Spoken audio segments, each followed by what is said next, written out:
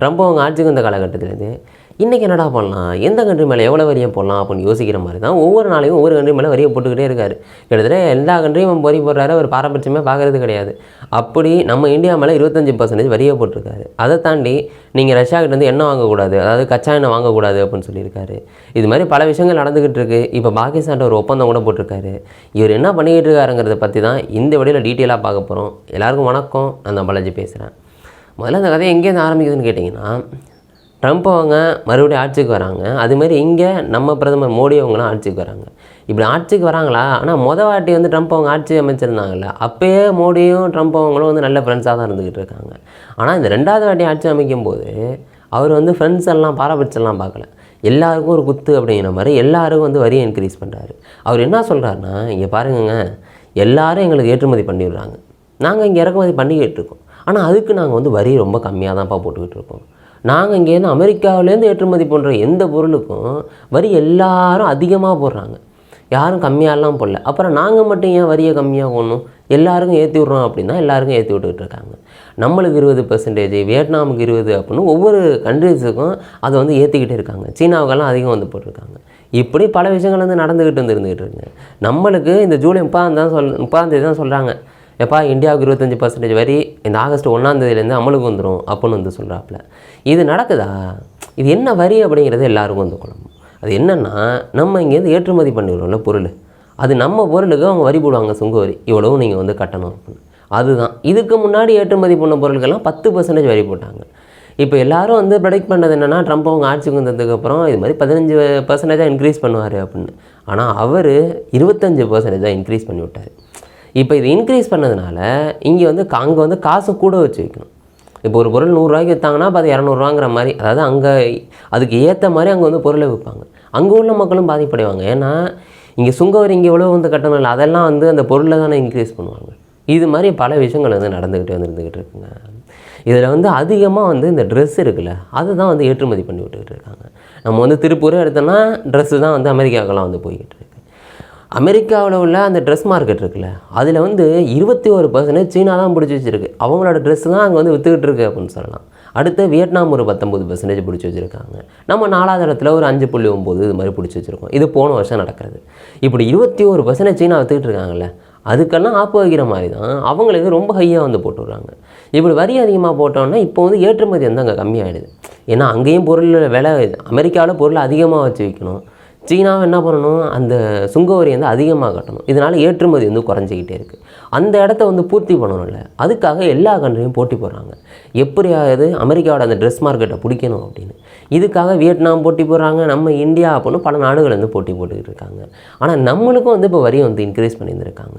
ஆனால் மற்ற நாடுகளோட ஒப்பிடும்போது நம்மளுக்கு வந்து ரொம்ப அதிகமான வரி கிடையாது. ஏன்னா வியட்நாமுக்கு மட்டும்தான் கொஞ்சம் கம்மியானது 20%, அடுத்த 25% நம்மளுக்கு தான்.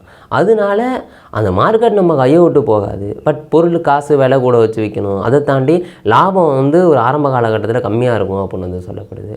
இப்படி ஒரு 6 மாதம் போனால் தான் இந்த நிலைமை எப்படி இருக்கும் அப்படிங்கிறதெல்லாம் பர்ஃபெக்டாக தெரியும் அப்படின்னு வந்து சொல்கிறாங்க.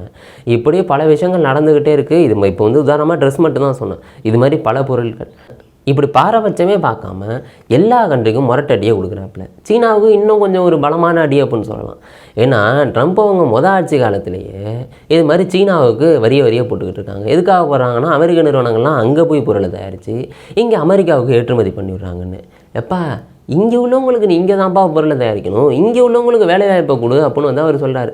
அதனால் அப்போலேருந்தே அவர் சீனாவுக்கு வரியை போடுறாரு.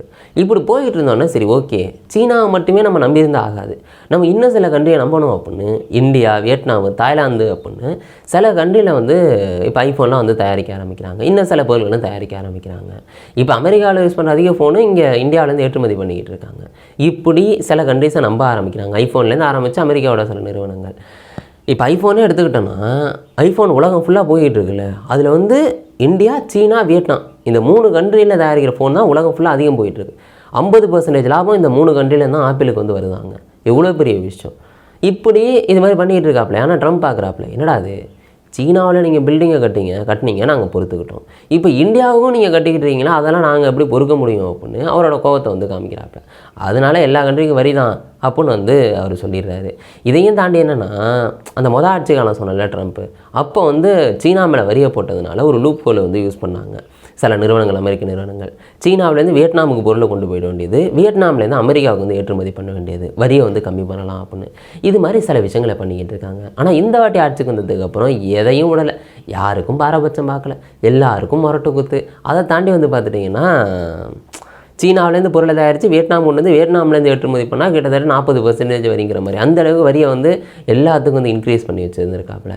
இப்படி இது நடந்துக்கிட்டு இருக்காங்க. இப்படி நம்மளுக்கு வரியை போட்டதுக்கப்புறம் இன்னொரு விஷயம் அவர் பண்ணுறாரு. அதான் பாகிஸ்தான் இருக்க நம்மளுக்கு பக்கத்தில், அங்கே ஒரு ஒப்பந்தம் போகிறார். அது என்ன ஒப்பந்தம்னா, இது மாதிரி பாகிஸ்தானில் எண்ணெய் வளம்லாம் இருக்குல்ல, அந்த எண்ணெய் வளத்தை டெவலப் பண்ணணும் அப்படிங்கிறதுக்காக 2 கண்ட்ரியும் ஒப்பந்தம் போட்டுக்கிறாங்க. அதுக்கு வந்து அமெரிக்கா வந்து ஹெல்ப் பண்ணும். இப்படியே 20 வருஷமாகவே பாகிஸ்தான் என்ன பண்ணுறாங்கன்னா, எப்பா ஏதாவது ஒரு நாடு இல்லாட்டி ஏதாவது ஒரு நிறுவனம், தனியார் நிறுவனம் வாங்கப்பா, இங்கே எண்ணெய் வளம் இருக்குது, இதை வந்து எடுங்க, இது மாதிரி பல விஷயங்களை அவங்க சொல்லிக்கிட்டு இருக்காங்க. ஆனால் அங்கே பாதுகாப்பெல்லாம் சரியில்லை, இதனால் நாங்கள் வர முடியாது அப்படின்னு நிறையா நிறுவனம் வந்து அங்கே வரவே இல்லை. இது வந்து நடந்துக்கிட்டே இருக்குது. ஆனால் இப்போ அமெரிக்காவே வந்து ஒரு ஒப்பந்தம் போட்டுட்டாங்களா, அதனால சில தனியார் நிறுவனங்கள் வருவாங்க, இது வந்து டெவலப் ஆகும் அப்படின்னு வந்து சொல்லப்படுது. ஆனால் அதெல்லாம் என்ன நடக்கும் அப்படிங்கிறதெல்லாம் பொறுத்துட்டு தான் பார்க்கணும். அங்கே என்ன சொல்லிக்கிட்டு இருக்காங்கன்னா, எப்பா நாங்கள் அரசியல் ரீதியாக வெற்றி பெற்றுட்டோம்ப்பா அப்படின்னு அவங்க வந்து பெருமையாக சொல்லிக்கிட்டு இருக்காங்க. இது நடந்துக்கிட்டு இருக்குது. நம்மளுக்கு இங்கே வரியை போட்டுட்டு அங்கே ஒரு ஒப்பந்தத்தை ட்ரம்ப் வந்து போட்டுட்டாப்புல. அதை தாண்டி நம்ம இந்தியாக்கிட்ட இந்த வரியை தாண்டி இன்னொன்று சொல்கிறாப்புல, நீங்கள் வந்து ரஷ்யாக்கிட்ட வந்து நீங்கள் கச்சா எண்ணெய் வாங்குறீங்கல்ல, அதை நுப்பாட்டுங்க, அதெல்லாம் வாங்காதீங்க. நம்மள்ட்ட மட்டும் இல்லை, சீனாட்டையும் சொல்கிறாரு. நம்ம ரஷ்யாட்ட அதிகம் வாங்குறது இந்தியாவும் சீனாவும் தான் கச்சா எண்ணெய் வந்து அதிகம் வாங்கிட்டு இருக்குது. 2 கண்ட்ரிகிட்டே சொல்கிறாங்க, இப்போ வாங்காதப்பா அப்போன்னு வந்து சொல்கிறாங்க. ஆனால் சீனா என்ன சொல்லுதுன்னா, இது எங்களோட உரிமைப்பா, எங்களோட இறையாண்மை மேலே 3வது நாடு வந்து எங்கள்கிட்ட வந்து கேட்க முடியாது, அது நாங்கள் தான் பார்த்துக்குவோம் அப்படின்னு அவங்க சொல்கிறாங்க. இந்தியா வந்து எதுவும் வந்து சொல்லலை. இது வந்து நடந்துக்கிட்டு இருக்குது. ரஷ்யாக்கிட்டேருந்து ஒவ்வொரு நாளைக்கும் 50 லட்சம் பீப்பாய் கச்சா எண்ணெய் வந்து வெளில வந்துக்கிட்டே இருக்குது. அதனால் ரஷ்யாவிலேருந்து பார்த்துட்டிங்கன்னா 50 லட்சம் தினமும் விற்றுக்கிட்டே இருக்குங்க, 50 லட்சம் பீப்பாய். அது வந்து இந்தியா, நம்ம எல்லோரும் வந்து வாங்கிட்டுருக்கோம், இந்தியா, சீனா அப்படின்னு பல கண்ட்ரிஸ். இப்படி இதை ஸ்டாப் பண்ண தான் ட்ரம்ப் வந்து நினைக்கிறாப்புல. அதை ஏன் அவர் ஸ்டாப் பண்ணணும்னு நினைக்கிறாருன்னா, அந்த கச்சா எண்ணெய் நிறுத்திட்டோம் அப்படின்னா ரஷ்யாவுக்கு வருமானம் அதிகம் வராது. அப்படி வருமானம் வரலை அப்படின்னா அங்கே உக்ரைனோட போரை நடத்த முடியாது, அதனால போர் நின்று போயிடும் அப்படிங்கிறது தான் ட்ரம்ப்போட எண்ணம். ஏன்னா ட்ரம்ப் ஆட்சிக்கு வந்த காலகட்டத்திலேருந்து எப்பா நாங்களாம் போரை நிறுத்திடுவோம்ப்பா, போரை நிறுத்திடுவோம் அப்படின்னு தானே சொல்கிறாரு. ஏன் நம்ம இந்தியா பாகிஸ்தான் வார் நடக்கும்போது நான் தான்ப்பா போரை நிறுத்தினேன், நான் தான்ப்பா போரை நிறுத்தினேன்னு மூச்சுக்கு 300 வாட்டி சொல்கிற மாதிரி 30 வாட்டி வந்து சொல்லியிருந்திருக்காரு அவர். இப்படி இந்தியா வந்து சொன்னாங்க, இல்லைப்பா 3வது கண்ட்ரியெல்லாம் தலையில்லப்பா, நம்ம தான் இது பண்ணது அப்படின்னு வந்து சொன்னாங்க. பட் அவர் வந்து 30 வாட்டி சொல்லியிருப்பார், நான் தான் நிறுத்தினேன்னு. இது மாதிரி பல போரை நான் தான் நிறுத்தியிருக்கேன் அப்படின்னு சொல்கிறாப்லையா. அதனால் இதை நிறுத்துறதுக்கு ட்ரை பண்ணுறாப்புல. ஆனால் ரஷ்யா வந்து அதுக்கு இடம் கொடுக்கல, நாங்கள் நிறுத்த முடியாது அப்படின்னு சொல்லிடுறாங்க. இப்போ அந்த வாக்குவாதம் அதெல்லாம் போயிட்டுருக்கு. அதை போன வீடியோவில் வந்து நான் போட்டிருந்தேன். இப்படி 50 லட்சம் பீப்பாய் ஒரு நாளைக்கு வெளில வருது அப்படின்னு சொன்னலைங்க. இதை இன்கேஸ் இந்தியா, சீனா அவங்கள்ட்டேருந்து வாங்குற இன்னும் சில கண்ட்ரிஸ் அதை நிறுத்திட்டாங்க, வாங்கலை அப்படின்னா 50 லட்சம் பீப்பாய் ரஷ்யாக்கிட்ட மட்டும்தான் இருக்கும். இப்போ ரஷ்யாவை தாண்டி மற்ற நாடுகள் வந்து கச்சா எண்ணெய் வைப்பாங்கள்ல, அவங்கள வந்து எல்லா கண்ட்ரியும் சார்ந்திருக்கணும். அப்போ இந்த கச்சா எண்ணெயோட விலை ஆட்டோமேட்டிக்காக ஏற ஆரம்பிக்கும். அதாவது ரஷ்யா அதை வாங்கலை அப்படின்னா மற்ற கச்சா எண்ணெயோட விலை பயங்கரமாயிடும். ஏன்னா மற்றவங்க வந்து எப்போ ரஷ்யாட்டேருந்து வாங்கலை, அதனால் விலை ஏற்று அப்படின்னு ஏற்றுவாங்க. அதனால அந்த விலை வந்து ஏற ஆரம்பிக்கும். அப்படி ஏறினுச்சுன்னா இந்தியா பொருளாதாரத்தை தாண்டி உலக பொருளாதாரமும் பாதிப்படையும் அப்படின்னு நிபுணர்கள் வந்து சொல்கிறாங்க. ஏன்னா ரஷ்யாட்டேருந்து வாங்கலை அப்படின்னா நம்ம எல்லாருமே ஆட்டோமேட்டிக்காக வேறு கண்ட்ரியை நோக்கி தானே போவோம். அதனால் அது பயங்கரமாக ஏறும் அப்படின்னு வந்து சொல்லப்படுது. ஆனால் அது நடக்கிறதுக்கான வாய்ப்புகள் கம்மி. ஏன்னா இந்தியாவும் சரி சீனாவும் சரி கச்சா எண்ணெயை வந்து கண்டிப்பாக ரஷ்யாட்டேருந்து தான் வாங்குவாங்க. ஏன்னா நம்மளுக்கு இப்போ ஒரு குறிப்பிட்ட காலகட்டத்துக்கு முன்னாடி ரொம்ப கம்மியாக 2% தான் கச்சா எண்ணெய் வந்து வாங்கிட்டு இருந்தோம். ஆனால் இன்றைக்கி ரஷ்யா நல்ல ஆஃபரில் கொடுக்குறதுனால 35% கச்சா எண்ணெயை நம்ம ரஷ்யாக்கிட்டேருந்து தான் வந்து வாங்கிக்கிட்டு இருக்கோம். அந்த அளவுக்கு வந்து நடந்துக்கிட்டு இருக்குது. அதையும் தாண்டி நம்ம வந்து ரஷ்யாவோட இன்னமும் நெருங்கி தான் இருக்கோம்.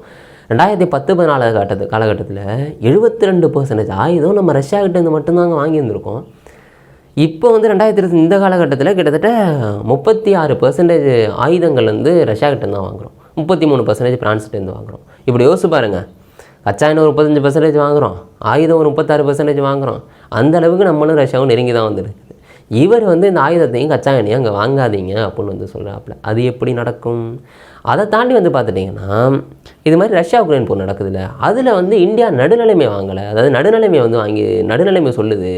ஆனால் கண்டிப்பாக உக்ரைன் பக்கம் தான் வந்து இந்தியா நிற்கணும் அப்படின்னு மேற்கத்திய நாடுகள் எல்லாமே வந்து சொல்லிக்கிட்டு இருந்தாங்க. அதாவது அவங்களுக்கு வந்து ஒரு அதிருப்தி, எப்படா இந்தியா நடுநிலைமையில் இருக்கலாம், ரஷ்யாவை பற்றி ஒரு கண்டனம் கூட தெரிவிக்கலையே அப்படின்னு மேற்கத்திய நாடுகள் ரொம்ப எல்லாருக்குமே வந்து அதில் ஒரு அதிருப்தி, கோபம் அப்படின்னு வந்து சொல்லலாம். ஆனால் இந்தியா இன்னமும் நடுநிலைமை தான் வச்சுக்கிட்டு இருக்கு. எப்போ நாங்கள் நடுநிலைமையில் தான் இருக்கோம், நடுநிலைமையில் தான் இருக்கோம் அப்படின்னு இப்படி நடந்துக்கிட்டு இருக்குது உலகத்தில். இதை பற்றி நீங்கள் என்ன நினைக்கிறீங்க? அதை கீழே கமெண்ட் பண்ணுங்கள். நாளைக்கு வீடியோவில் நான் உங்களை சந்திக்கிறேன். By guys.